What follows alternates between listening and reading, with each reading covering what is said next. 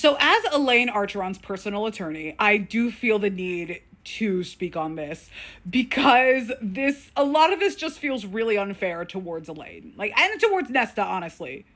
I don't call myself Nesta's personal attorney because we have plenty of people online willing to defend her and go 10 toes down in support of Nesta, and as she deserves, because Nesta's wonderful. But people don't really do the same for Elaine because of those social manipulator tendencies that Nesta might have, but very differently. So I wouldn't necessarily call her in the same vein as an Elaine, as a Sansa, as an Izzy Stevens from Grey's Anatomy, where they are hyper feminine social manipulators. But I think it's because of those like hyper feminine social manipulator tendencies that it's not even necessarily Elaine's fault that everyone is quote giving her a pass, which I'm not sure if they are, because I do think that a lot of this stuff will come out over the course of the next couple books where Elaine's role in all of this will be parsed out and we will find out what she contributed and how she did it. Because as much as like Nesta's lack of contributions, quote, I feel like is just a quality of Feyre's unreliable narration, I think that Elaine is a similar thing. I think that Elaine and Nesta were probably doing a lot to maintain that household that Feyre wasn't seeing because Feyre was always out hunting, trying to keep them alive, quite rightfully. But I would argue that it's the Night Court giving Elaine the pass and not giving Nesta the pass. But like, because Nesta is meaner or overtly meaner, Elaine gets more of a pass. So it's like the inner circle, like the Night Court, is feeding into this in the same way that Nesta and Elaine feed into each other, that Feyre feeds into them. Like, they are contributing to this fucked up dynamic. And I think that's what I want to focus on, because we don't necessarily get a lot of time with Feyre and her sisters in the cabin. And I think a lot of that is colored by the fact that I think that A Court of Thorns and Roses was supposed to be one book, and then she ended up getting the full series order. And at that point, she needed to start pivoting and retconning a few things in order to make Rhysand a love interest instead. And I think that Nesta and Elaine are very much sufferers of that pivot in direction. But at the end of the day, we genuinely don't know what Nesta and Elaine did based on what we saw in the text. We saw a scene or two, like a couple of moments of Elaine and Nesta and Feyre's lives. And Feyre, again, is not necessarily always home because she's always hunting. So I don't think that she would notice the stuff that Nesta and Elaine are doing because they are not, hunting in the woods and starving in the woods to keep your family alive. Like, Feyre is taking on like a huge burden here, but that isn't to say that Nesta and Elaine aren't contributing as well.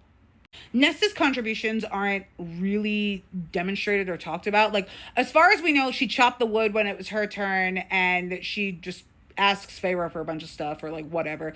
Again, I think a lot of that is due to the change in direction, where I think the first book was supposed to be the first book, the only book, and then it became the first book of a series where Nesta and Elaine became more prominent. So Sarah has a lot to retcon from that scene, So between Feyre's unreliable narration, not necessarily being able to see her sister's contributions clearly, and Nesta's own self-loathing, where she doesn't see her own contributions clearly, if Nesta was the one, as the eldest daughter, she would be most likely running the household, doing all of like the things that her mom would have been doing for the household, which is still a burden. It's still like a huge responsibility for a girl who's only a couple years older than Feyre that's a lot for her to take on as well.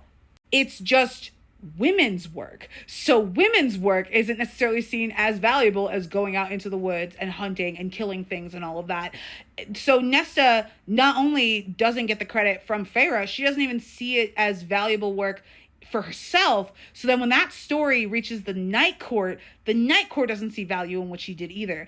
And so I think it's going to be very, very difficult to judge what Nesta, especially Nesta, was doing in particular for that household, because I do think that she was contributing and was probably super stressed out in ways that Feyre couldn't fathom. Just like Feyre was stressed out in ways that Nesta couldn't fathom, As for Elaine, we do know what she contributed somewhat. Elaine was the one who was the primary caregiver for their dad, who was useless throughout all of this. Whether the dad actually could have helped with anything at all, we are we are pretty sure that he could, because he was like whittling things to sell and all of that, which then we would argue who was taking all those whittled things to sell. I would argue that was Elain, because Elain was his caretaker. And that would be an incredibly difficult job, taking care of someone who probably did have the means to take care of them and to ease some of this burden on all three of them, but he doesn't do it. That's really difficult, I think, to get done. And for Elain to do all that, because Nesta wasn't helping with any of that caretaking stuff, and Feyre was too busy hunting, trying to keep them alive, so that burden was entirely on Elain.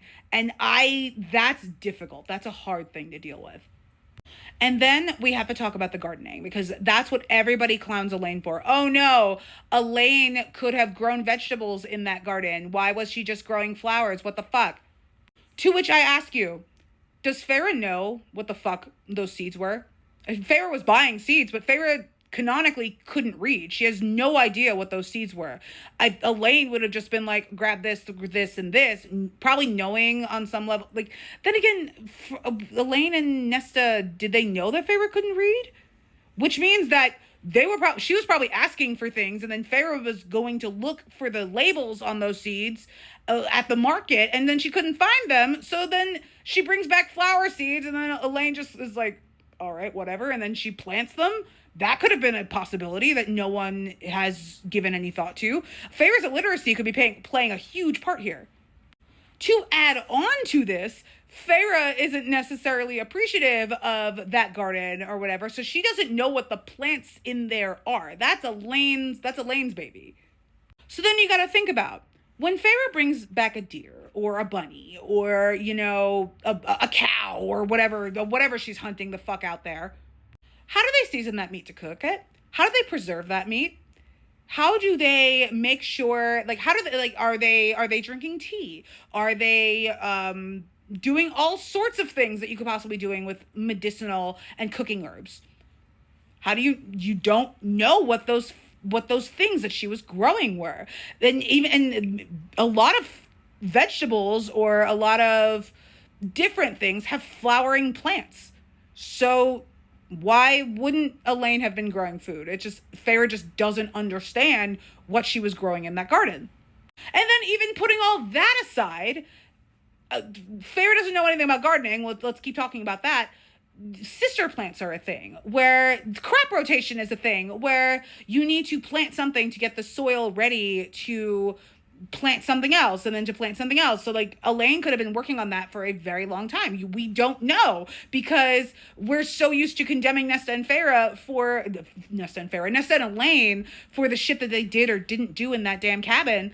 And we're not realizing that Feyre's narration here is incredibly unreliable. We don't get a lot of time in this cabin, so we don't know what they were doing or not doing. So as much, and then the inner circle doesn't know either. So there's not really a lot to say here until we get Nesta and Feyre's perspective about what happened in that cabin.